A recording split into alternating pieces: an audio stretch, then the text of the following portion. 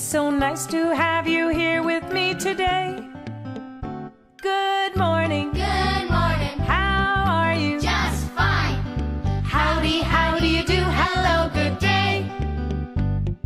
Now that we're together, learning so much fun, the more of us, the better. So come on, everyone. Good morning. Good morning. How are you? Just fine. Howdy, how do you do? Hello, good day.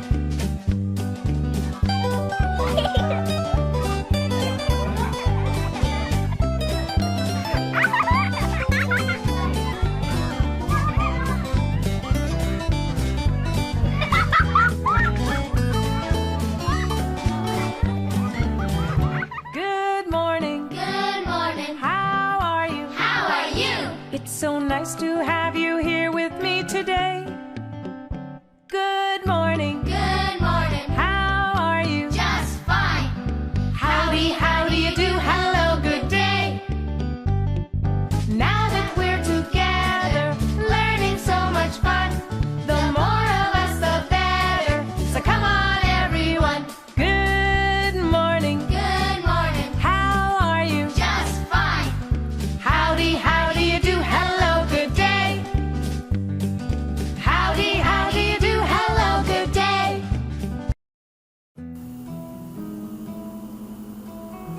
Good morning, grade 2 pupils, especially the pupils of Caballero. Good morning, parents. Shout out to Mabini Central Elementary School, especially the grade 2 pupils. So for this morning, we are going to learn lesson from English grade 2 for quarter 2, module 1, recognizing the common terms in English relating to parts of a book. How are you today? Before we will start our class, we will begin with this song and please sing with me. Let us start our class today. Please have a seat. Kindly get your English module grade 2 for quarter 2 module 1, recognizing the common terms in English relating to parts of a book.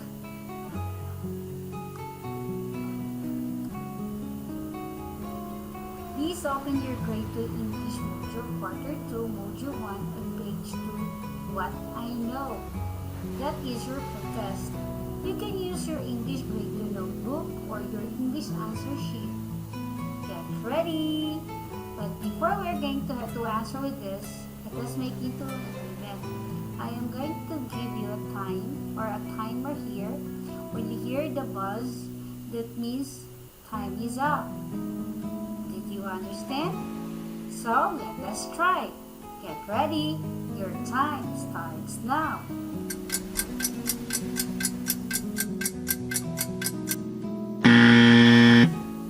Oops, I'm sorry. Time is up.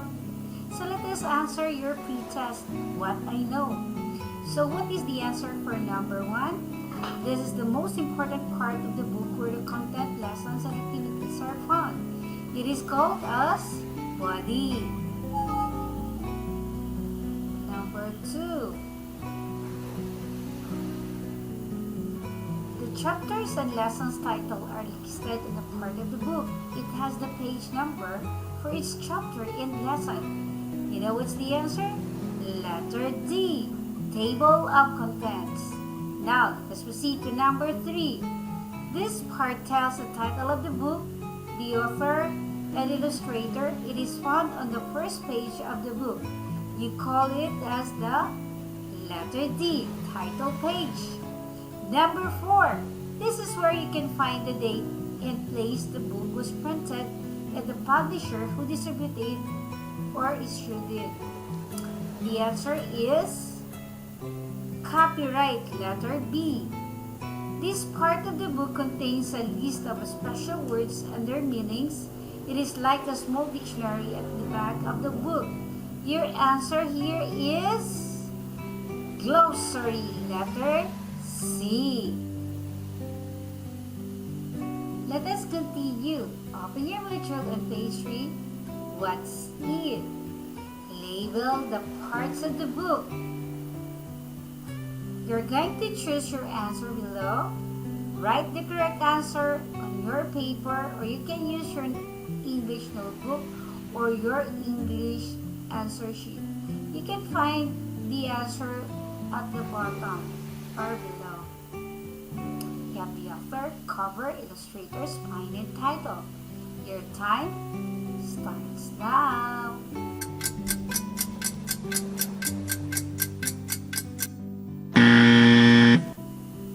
Oops, time's up. Let us now check your work in what's the number 1. That is the spine of the book. Number 2, that is the author of the book. Number 3, that is the title. Number 4, that is the cover. And number 5, that is the name of the illustrator. A good try, children. Do not worry, you can still do this activity after our class. If you're not yet done, you can go over with this activity later after our class. That's it. Let us start our lesson proper. Get ready. Open your module on page 4. Read the dialogue between Gio and his mother after me. Gio's Homework by Omega Golda Q Hueco. One afternoon, Gio and his mother had a conversation. Gio asked his mother to help him do his homework. His mother asked him what his assignment all about. He told her that it was all about the parts of a book. Mother got a book and helped Gio with his homework. Table of contents show the list of topics found in the book and their corresponding page numbers. This is found in the front matter section of a book. Body is where the content of the book is found. The stories can be read on this part. Glossary is a small dictionary. It contains list of words and their meanings. Words are arranged alphabetically. This is found at the back matter section. Are you now familiar with the parts of the book, Gio? Yes, Mom. Now I can tell which part of the book and what it is for. I am going to write it in my assignment notebook. Thank you, Mom. So, let us answer the following questions. Who needed help for his homework? Yes, Peter. Who needed help for his homework? Correct. It is Gio, Peter. Correct, Peter. That's correct. How did he answer his homework? Who can answer? First, Sia. Yes, Gio asked his mother to help him. Correct, Sia. That's correct. What are the parts of a book mentioned in the dialogue? Can you tell me what are the parts of the book? Who can tell me? Let us try with John. Correct. Now, can you tell us, John, what are the parts of the book? You have the cover, title page, copyright page, table contents, body, and glossary. Correct. What good qualities does Gio possess based on the story? What do you think? May I call on Ciara? Yes, Gio is a studious and responsible learner. Correct. And the last one, number 5, whom do you ask for help when you have homework? Marson, do you have any idea? Let us try. Yes, Marson will ask his mother also to help him. What about you, Theo? Yes, he will ask his father. You can ask also with your ati, with your koya, with your neighbors, with your lolo or lola. Anybody can help you to do with the assignment, provided that you are just going to ask them, not to ask with a question. Ready now? Table of contents lists the chapters, lesson title, and the page numbers. It helps the reader to easily locate the pages of the contents or stories of a book. This is found in the front matter section of the book. Body is where the stories, lessons, and activities can be read. This is the most important part of the book. Glossary is a mini dictionary found at the rear page or back matter section of the book. It shows list of words that are arranged alphabetically with their meanings. Words are listed in the order of letters of the alphabet, like ancestor, bodily, duty, family, park, and play. A book has the front matter and the back matter sections. Front matter section includes the title page, copyright page, and table of contents, while in back matter section, the glossary can be found. Where can we find the glossary? At the back matter section of the book, and the body of the book, and the table of contents also is found in the front matter of the book. Before we will pause for a break, you need to answer what's more the guided activity on page 1. It's about the word search. You find the words that are related to the parts of a book. You need to write the correct answer in your paper or in your English notebook or in your English answer sheet. The first one is done for you. You have the example. Your example here is the author. So, let's say bye for a while for a break. The Radyo Z-eskwela program of the Division of Davao de Oro is being brought to you by Nueda Builders Construction and Supply Incorporated, Maverick Builders Incorporated, Mitch Construction and Supply, Archicons Architectural Construction and Supply, DB Construction and Supply, Hanaway Builders Corporation, Phoenix Corvada Tagum Gasoline Station, Master Construction and Supplies, Mackenzie Builders, GP&H Construction Incorporated, Metro Gear Construction Corporation, NEN Builders and Development Services Corporation, Max Mays Enterprises Incorporated, We Inc. Construction Company, Rangay Construction and Supply, East Sussex Enterprise, WM Construction, Councilor Boogie and Miss Marjorie Vertodazo, Icon Builders and Supply, and Apex Mining Company Incorporated. And we're back. So let us find out your answer. So the first one is a copyright. The second one is cover. The third one is the title page.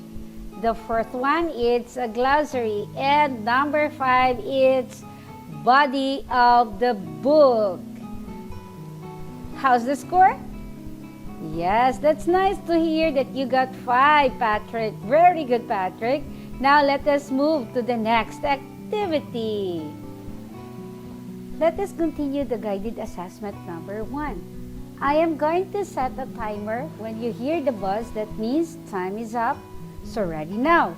Your time starts now for this activity.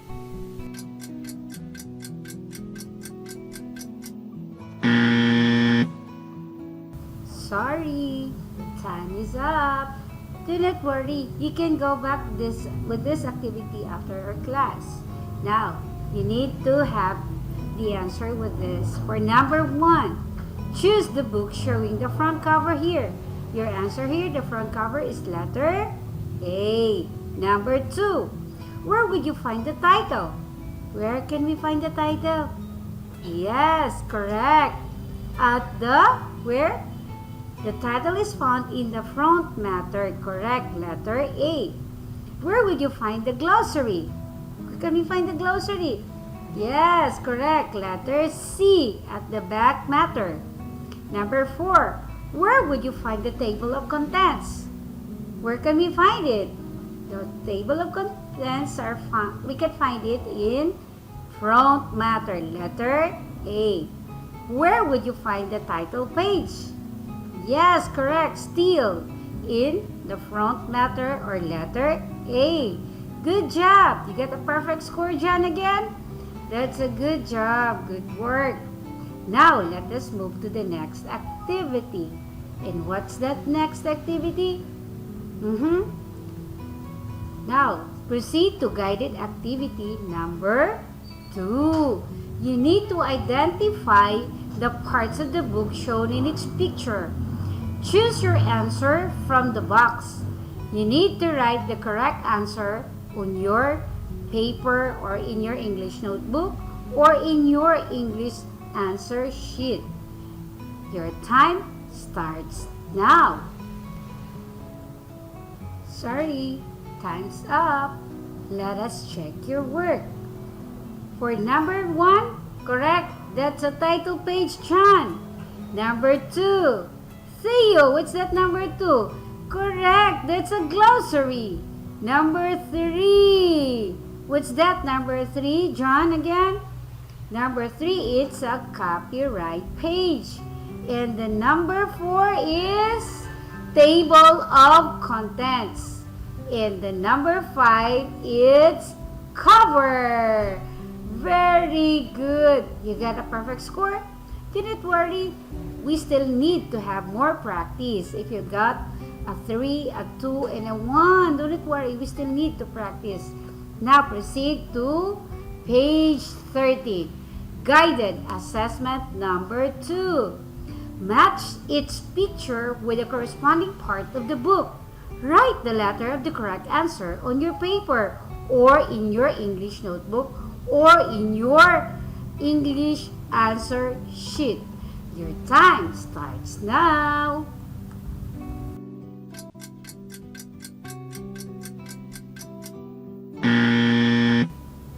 Sorry, time is up. Let us check your work. What's that number 1? Correct, that's letter C, glossary. Number 2, what's that number 2? That's a table of contents, letter F. And number 3, what's that number 3? Correct, that is letter A, body.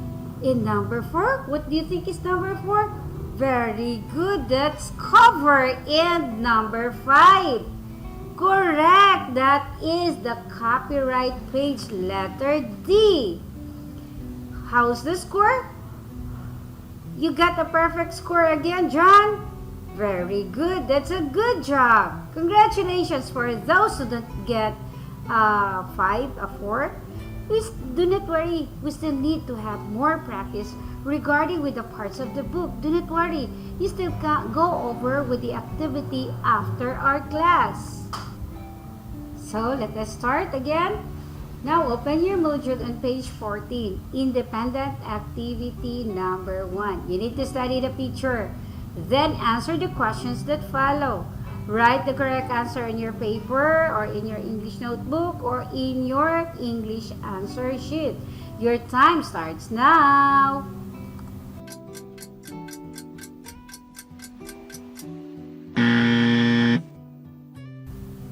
Sorry, time is up. Let us check your answer. What is the title? Yes, My Happy Family. You're correct, John.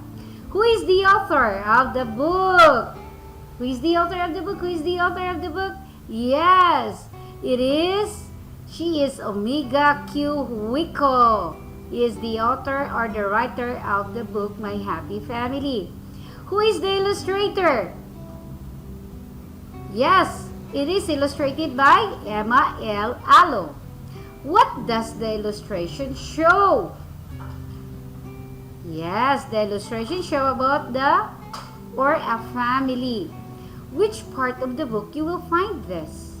It is found on the cover of the book. What's the score now? What's the score? Wow! You have tried next time. Very good. Now let us proceed to the next activity. Let us proceed to the independent assessment number 1. You need to study the picture and answer the questions. Write the letter of the correct answer on your paper. So your time starts now.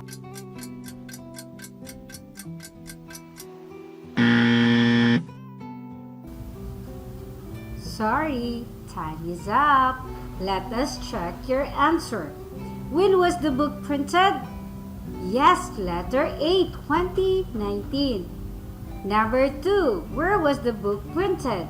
Letter D, Manila, Philippines. Who published the book? Who published the book? It's letter D, M&L Publishing Company. What part of the book is shown? What part of the book? It's letter B, copyright page. Where can you find this information in a book? Yes, letter A. It's in the front matter. Very good job, kids. Now you are trying. You're now able to understand, or you understand already, what are the parts of the book. Let us proceed to the independent activity 2. You need to study the table of contents and answer the following questions. Write the letter of the correct answer on your paper or in your English notebook or in your English answer sheet. Your time starts now.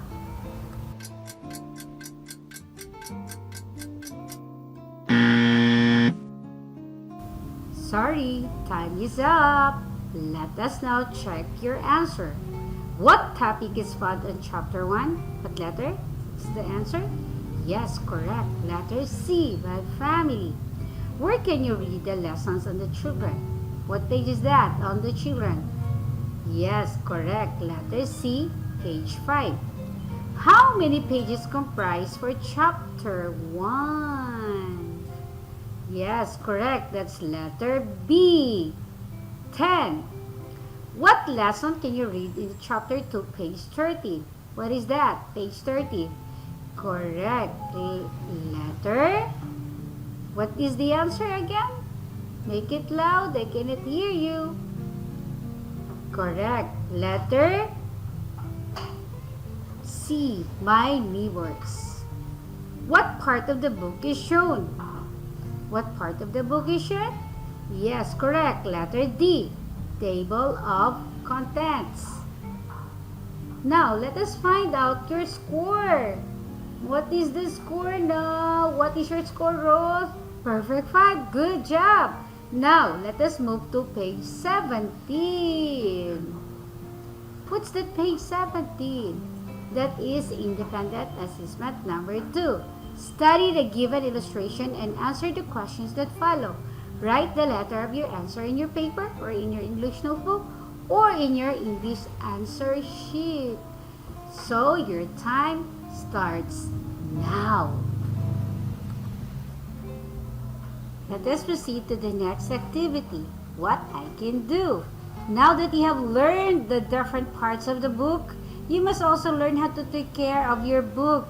You need to read the poem about taking care of a book and do the activities after reading the poem or the poem. I Care About My Book by Omega Golda Q. Hueco. I wash my hands before I read a book. In a clean and dry place, I keep my book. I keep it away from pets at home.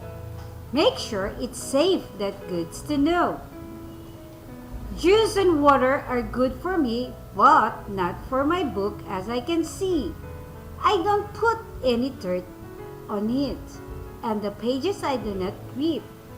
I treat my book just like a friend. My reading times never really end. Okay, let us proceed to the next activity. Answer the following questions. Write your answer in your paper or in your English notebook or in your English answer sheet. Okay. What will you do before you read a book? What are you going to do? Of course, I am going to, what are you going to do? You need to wash your hands. After washing the hands, where should you keep your book? You should keep your book in a clean and dry place. Do you put some dirt in it? Do you put? No, of course, you should not put dirt in it. What other places in the house do you keep your book? Where can you place it? Of course, you can place it in a safe place, away from your pets. You can place it in your bedroom, in the living room, or in your study room. What else? Number 5. Give other ways of taking care of your book. How are you going to take care of your book? You need to hold the book properly. Put a marker as you turn the pages. Turn the pages softly. And number 6, or the letter B. You need to identify pictures, the proper way of taking care of your book. You need to draw a happy face or a sad face. Ready now? So, what will be your face for this number 1? Yes, that's a happy face. For number 2, God, that's a sad face. For number 3, correct, it's a happy face. And number 4, again, what? Correct, a happy face. And for number 5, oh no, of course, that's a sad face. Good job, kids. You got it perfectly. But before we move, let us going to have a break. Before we going to have the break, you need to read the poem or the poem written by Omega Golda Q Weko as we have the break. The Radyo Z-eskwela program of the Division of Davao de Oro is being brought to you by Nueda Builders Construction and Supply Incorporated, Maverick Builders Incorporated, Mitch Construction and Supply, Archicons Architectural Construction and Supply, DB Construction and Supply, Hanaway Builders Corporation, Phoenix Corvada Tagum Gasoline Station, Master Construction and Supplies, Mackenzie Builders, GP&H Construction Incorporated, Metro Gear Construction Corporation, NEN Builders and Development Services Corporation, Max Mays Enterprises Incorporated, We Inc. Construction Company, Rangay Construction and Supply, East Sussex Enterprise, WM Construction, Councilor Boogie and Miss Marjorie Vertodazo, Icon Builders and Supply, and Apex Mining Company Incorporated. Now we're back. For this activity, you need to have the assessment. So read the following statements and identify what part of the book is being described. Write the letter of the correct answer on your paper. Remember, we are going to have to set a time here, and when you hear a buzz, meaning you're going to stop answering with the assessment. Get ready. So, number 1. Your time starts now. Time is up. So, number 1, let us check your answer. This is found in the first page of the book with the title, name of the author, and illustrator. What do you call? Correct. Letter B. That is a title page. Number 2, this is found in the front matter of a book and tells what page the chapter starts on. Yes, correct. Letter D. Table of contents. Number 3, the part of a book that gives the meaning of some special words. It is a mini dictionary. Correct. Letter B. Glossary. Number 4, this is the part of a book where the contents or stories are found. Letter A. Body. Number 5, it shows the date when the book was published. Correct. Letter D. Copyright page. Did you get a perfect score again, John? Very good. Thank you, because you're able to understand the lesson. Now, let us proceed to the next activity, the additional activity. How are we going to do with it? Simple. You're going to identify each part of the book using the configuration clues. Write the correct answer on your paper. So, ready now? What's the answer for number 1? That's a glossary. For number 2, correct. That is a cover. Number 3, what's that? Copyright page. Number 4, that's a body. And number 5, it's a title page. Very good! You got it perfectly. Congratulations again, kids. Thank you for listening. And again, bye-bye and see you again next month for our next activity, for our next lesson. Goodbye! Radyo Z-eskwela Executive Committee. The Schools Division Superintendent, Eufemia T. Gamutin, CESO 5.